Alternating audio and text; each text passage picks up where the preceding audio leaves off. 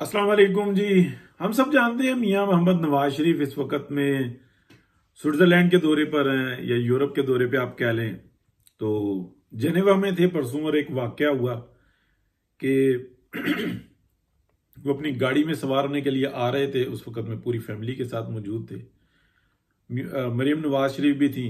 तो एक खातून आ गई जिनको वही जहर जो पाकिस्तान की ISPR ने पिलाया था इस यूथ को, वो उसका असर सामने आया। उसने गालियां देना शुरू करी कि तुम फॉर्म 47 की पैदावार हो और झूठी हुकूमत, और जो लान तान कर सकती थी वो उसने की, क्योंकि उनको ये जो जहर है ये दिया था पाकिस्तान की सुप्रीम कोर्ट ने, हाई कोर्ट्स ने, नैब कोर्ट ने, पाकिस्तान की पूरी की पूरी स्टैब्लिशमेंट ने, पाकिस्तान के मुकम्मल मीडिया ने, मां सिवाय चंद एक लोगों के जो के जिनका मीडिया के ऊपर आप कह लें टीवी स्टेशन पे, अखबारात में बैन ही था तकरीबन। मोर देन आप कह लें कि 98% मीडिया जो था ये इस कौम को जो जहर है ये इसने पिलाया।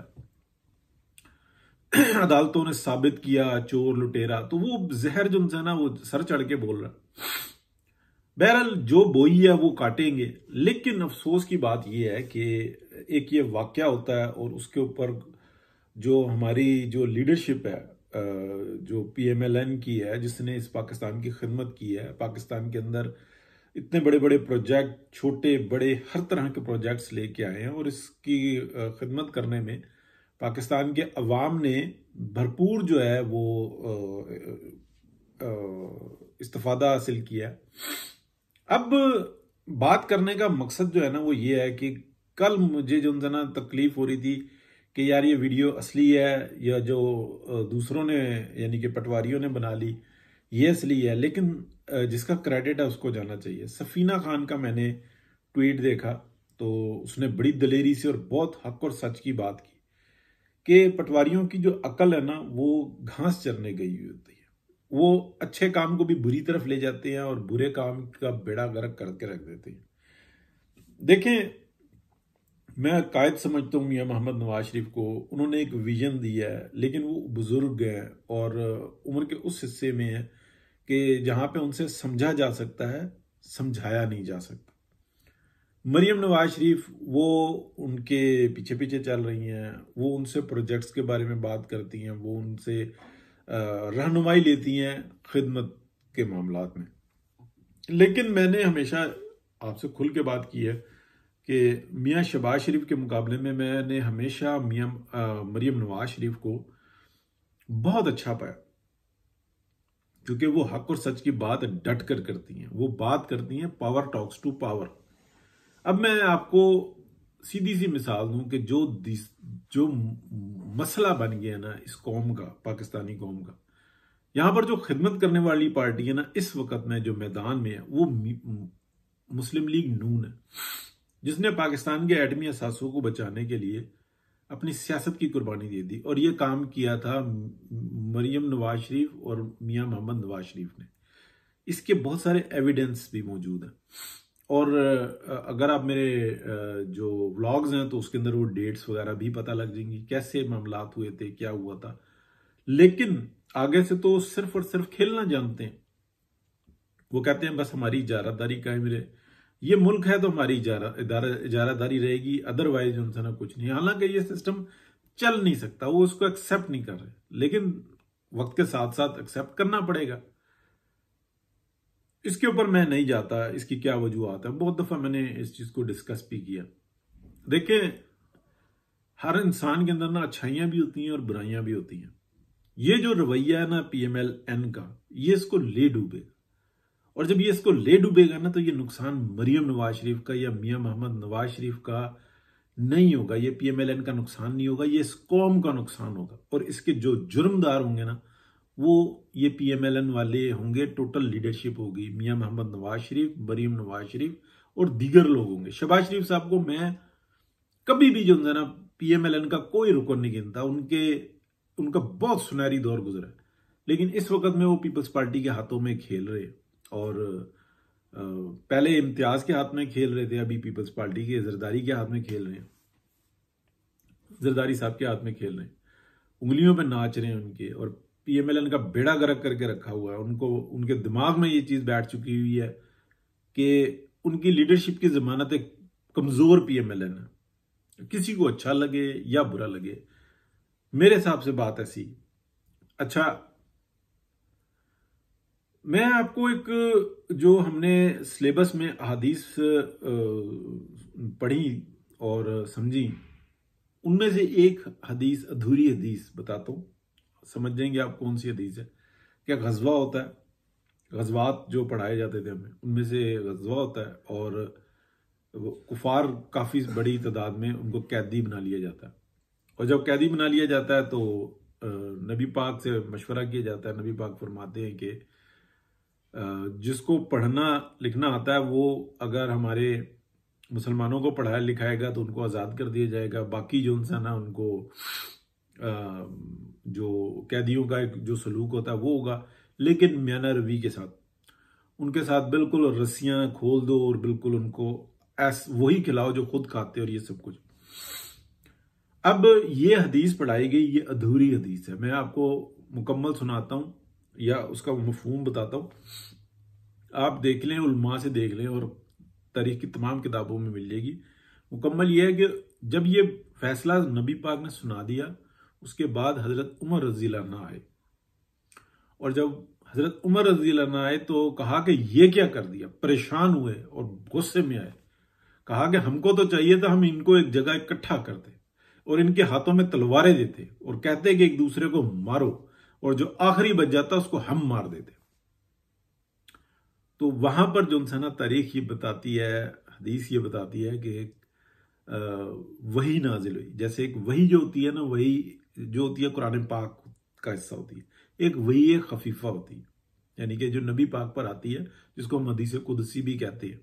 ठीक, और उसमें यह था कि बात तो हमें उम्र की पसंद है, लेकिन हम इसमें भी खैर डाल देंगे।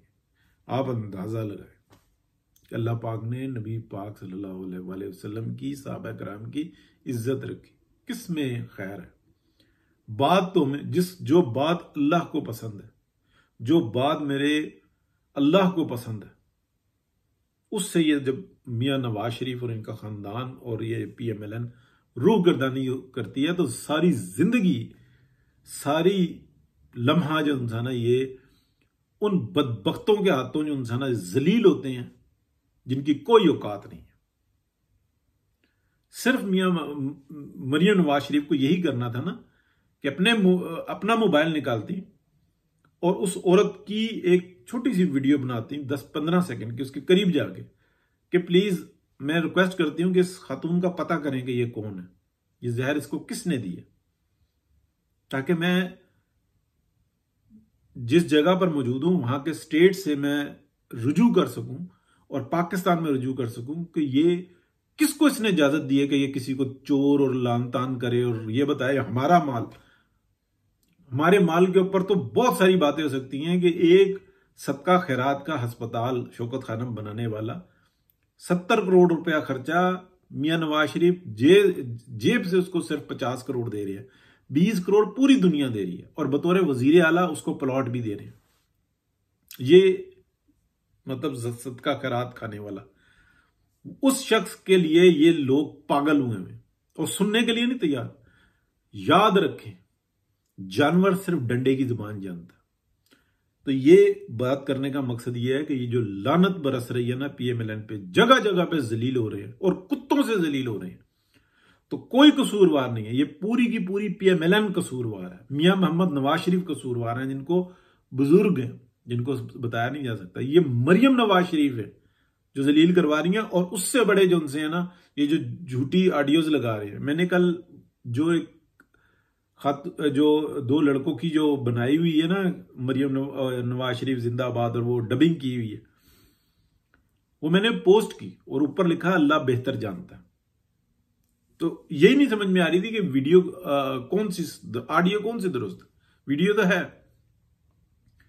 ऐसी आतिफ रऊफ साहब पता नहीं क्या गधे की जहनियत पाई है, कौन सी ऑडियो पर लगा दी है।